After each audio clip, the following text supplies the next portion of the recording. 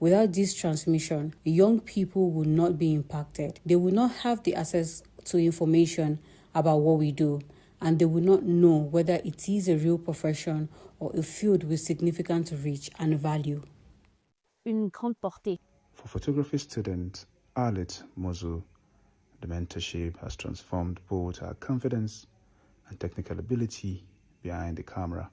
Déjà, son accompagnement a changé ma manière de voir les choses. Before, my photos were blurry, not sharp. But now, I am able to properly adjust my camera and take good photos.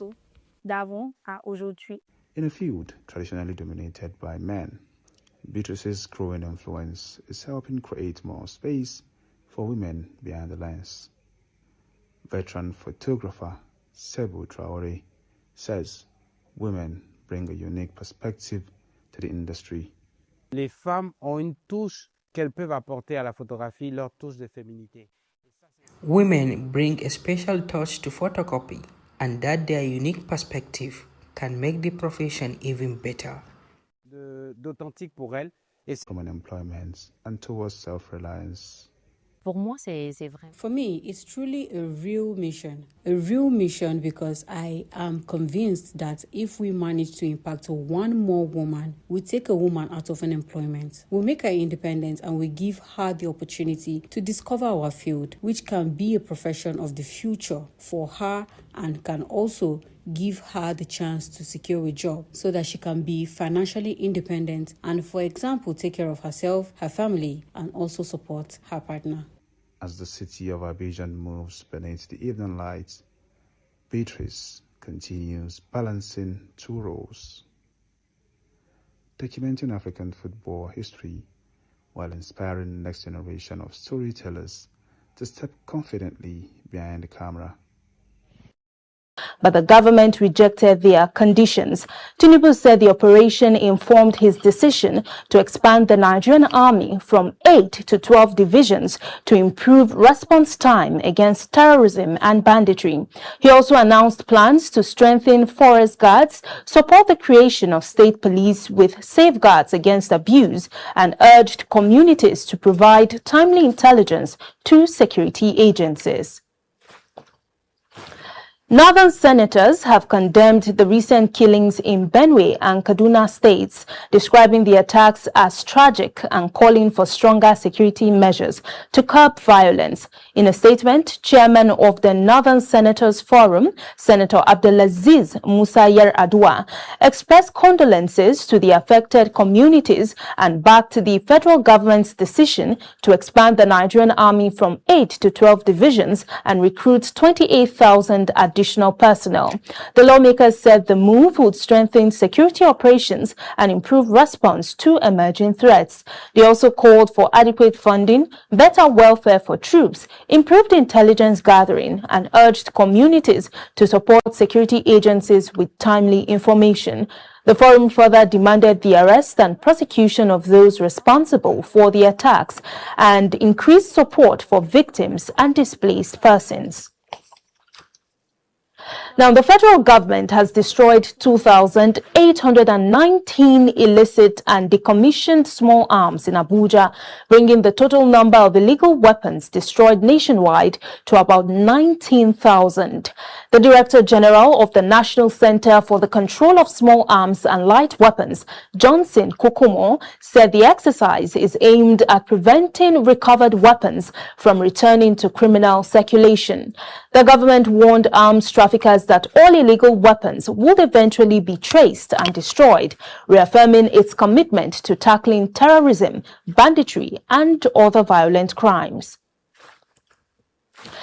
The Nigerian National Petroleum Company Limited has deployed over 1,000 young professionals into its workforce after completing a one-year internship, intensive training and evaluation program.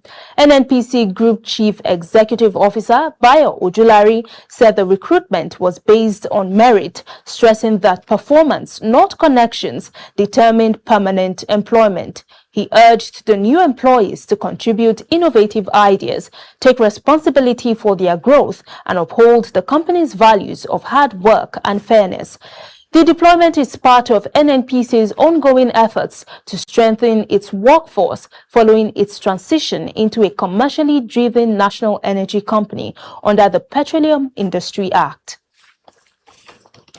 Now turning to global matters, the United States Africa Command says illegal drug trafficking across Africa has increased more than sixfold in the past 2 years, raising fresh concerns over transnational crime. Speaking at the Africa Logistics and Communications Symposium in Ethiopia, AFRICOM Logistics Director, Brigadier General Paul Philek, called for stronger cooperation, intelligence sharing, and improved logistics among African countries to tackle drug trafficking, human trafficking, and other security threats. He also said emerging technologies such as artificial intelligence and drones could help strengthen defense operations across the continent. Still on the foreign scene, at least 34 miners have been killed following a methane gas explosion at a coal mine in Pakistan's southwestern Balochistan province. According to the Provincial Disaster Management Authority, the explosion occurred on Thursday near the provincial capital, Quetta, trapping dozens of workers underground.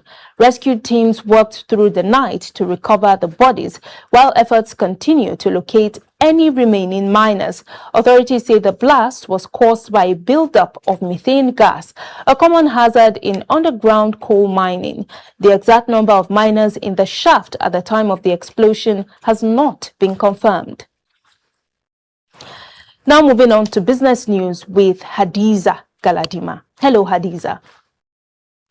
Welcome to Business Updates for today, Friday, 31st July 2026. And here are the headlines. FG says fuel subsidy savings has been absorbed by rising debt costs.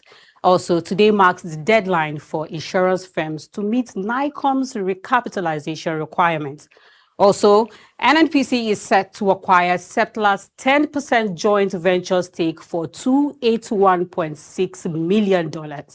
And on the international scene, Meta has posted strong quarterly earnings driven by AI and advertising growth. Let's get into the details.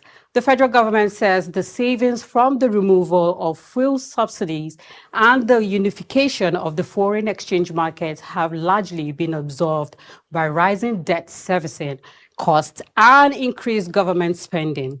According to the Minister of Finance and Coordinating Minister of the Economy, Wale Edun, the reforms have improved government revenue and strengthened public finances. However, he says much of those gains have gone into servicing existing debt and funding key government priorities. Despite the challenges, the government says it maintains or remains committed to reforms aimed at stabilizing the economy and attracting more investment. Moving on, today is the deadline for insurance companies to comply with the National Insurance Commission's recapitalization requirements. The exercise is expected to strengthen the financial capacity of insurance firms, improve their ability to settle claims, and boost confidence in the industry. Attention is now on NICOM as stakeholders await the regulator's verdict on companies that have met the requirements and the next steps for those who have not. Also, in the oil and gas sector, the Nigerian National Petroleum Company Limited is set to acquire Seplat Energy's 10% stake in a joint venture for $281.6 million. The deal is expected to increase NNPC's ownership in the venture and support efforts to boost crude oil production while strengthening Nigeria's upstream oil and gas industry. And finally, tech giant Meta has reported stronger than expected quarterly earnings, thanks to continued growth in artificial intelligence and digital advertising. The company says its AI-powered tools are helping businesses run more effective adverts and improve customer engagement. Contributing to another strong financial performance, Meta also says it will continue investing in AI as competition in the sector continues to grow. That's it on your business update. Up next is our newspaper review segment after the break. Do stay with us and have a wonderful and productive weekend ahead.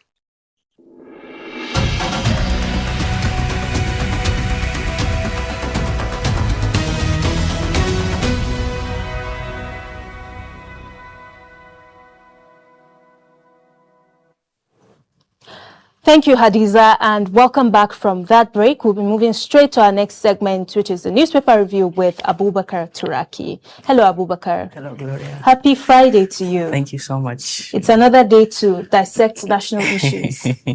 Thank you so much for the invitation. You're welcome. So let's quickly begin with the business of today, and we'll be looking at our first newspaper, the Daily Trust. And on the front page, it says, "Stop building flyover. Tinubu tells governors." Now, this is an interesting thing it's something we've been seeing in recent times. I would just like to hear your thoughts on that. Well, thank you so much once again. Looking at the cosmopolitan of our dear country, Nigeria, you know, Nigeria is a federal state. We are practicing federalism. Federalism is a situation where power is being shared between the federal government, that is the federal government, the state government, and also the local government. Yes. And remember, this is the duty of the president as the #1 citizen to suggest or even call the governors that they should try and do this thing. But the president does not have any right to give them order.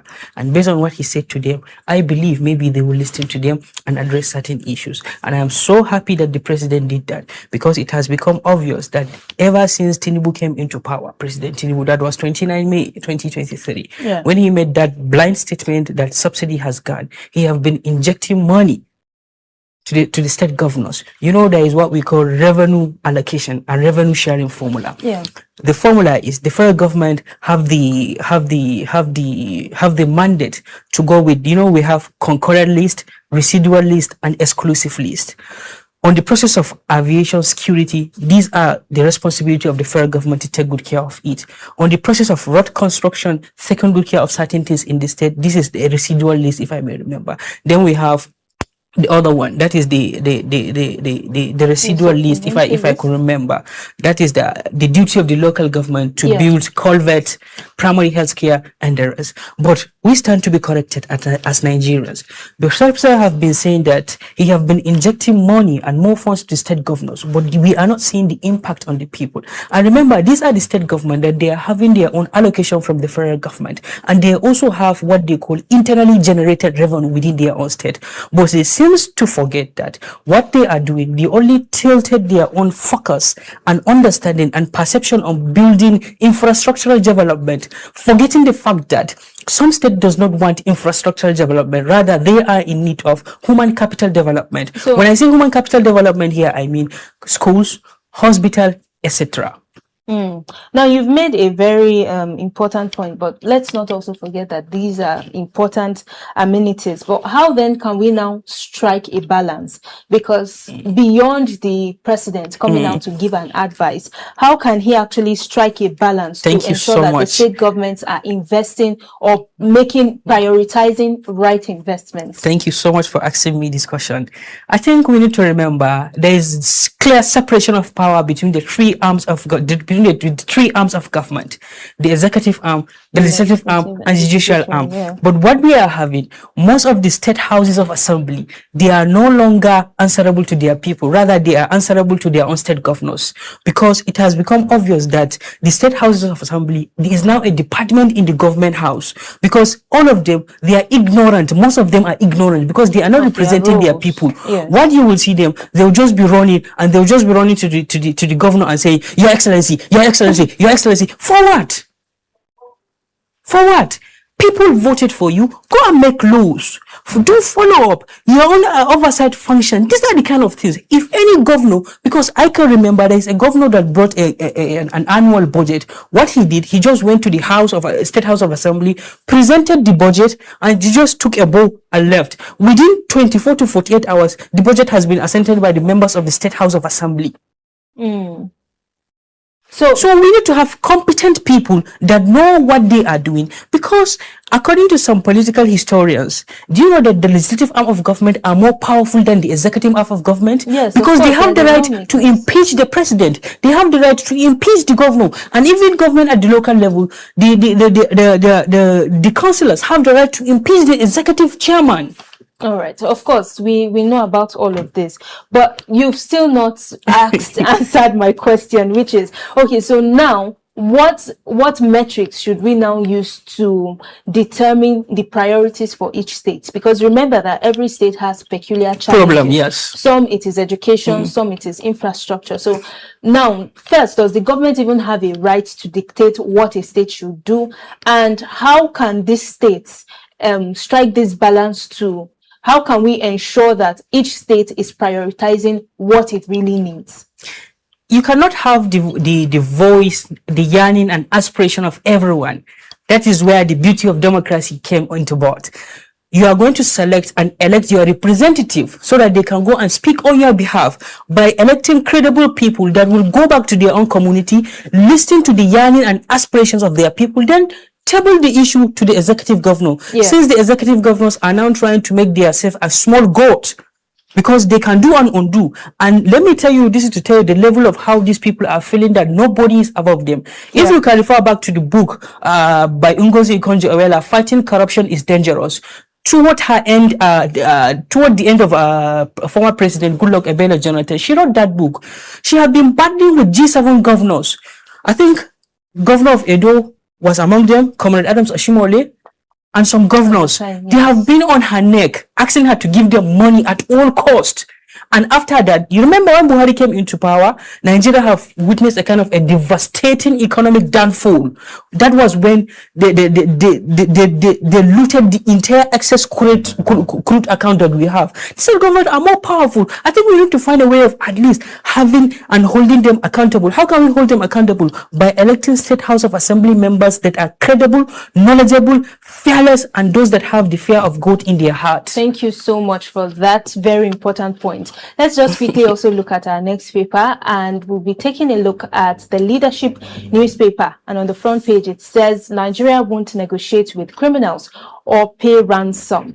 And this message is also coming from the president. Consistently, the Nigerian government has said that they do not negotiate with terrorists. But do you actually believe that? Please permit me to appreciate Mr. President, but there's a disclaimer. I'm not campaigning for him. Okay. On your mandate, Nigerian stand, Bola. The president has been doing well these days. Okay. No matter what, the president is trying to address the issue of insecurity. You know, he made this statement, I think that was yesterday, Thursday, yes, when the delegation of traditional rulers from the southern part of the country visited him. And I was so happy. I saw the report. I read the report. I looked at the video twice. The president was saying a lot of things, and he said a lot, because for us to address the issue of insecurity and persistent kidnapping that Nigerians have been seeing, we need to find a way of breaking the obstacle that is this perception of paying ransom, because the more you equip them, the more they also become more equipped, and even more equipped than the army personnel. And they still target you. They will still target us. But what he said, the president was right, actually. I felt like that statement he made, that they should stop building flyovers and channel that money or funds to the issue of addressing of insecurity. That was then, as an elderly person, he has the right to do that. But the president have to remember, some of us are very, very notorious. And what the government is doing, we know when the government came up with the establishment of state police, security guard, forest guard, and recently we saw what the federal government have done by increasing the division of Nigerian army into 12. Yes. These are all measures that the president is putting in place in order to address the problem of insecurity. Sometimes Nigeria, I always like to use this word, we used to have a kind of like selective amnesia, because even the problem of security, or even the problem of culverts, which is actually one of the duty of your own councillor or chairman to address that issue, you seem to push the problem to the president, to the federal government. Why are we doing that? That is one of the major reasons why we are practicing fiscal federalism. But most of the security challenges are local. Then we need to find a local solution to address that. And the president has been saying that he has been giving